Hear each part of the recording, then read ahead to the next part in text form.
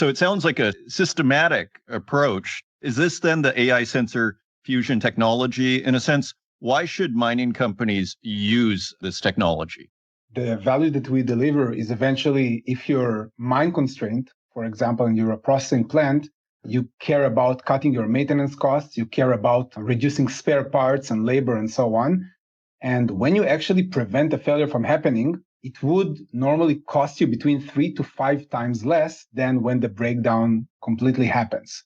And whether if you're plant constrained, we're looking at increasing the throughput and the productivity of the sites.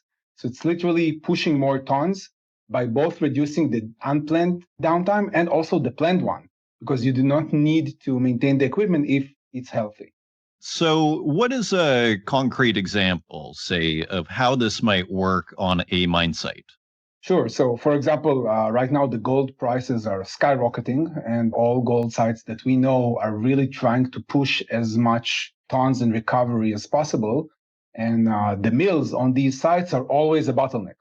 They're always working, or they should be working 24/7, and there's no redundancy. And just a few months ago, we had a major failure that we prevented on one of the sites that traditional methods just missed. They had their own vibration team, but the vibration team was obviously looking only at vibration, and nothing could be seen there. And actually, our system that looks both at vibration, but also at the motor current and the tachometers, and even at the feed to the mill by looking at the cameras, we're able to pick up a critical deterioration of one of the bearings of the motor that just went unnoticed.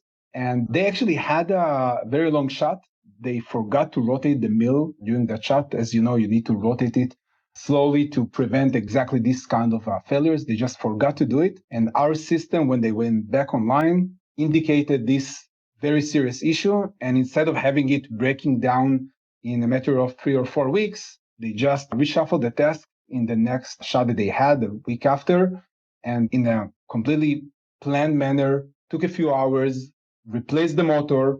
They took apart the old motor and they just saw this severe damage that would have caused at least a few days of shutdown. So that incident alone was more than $500,000. And that's one failure in one site. I mean, multiply it across, multiple failures across multiple sites. And really the potential is enormous.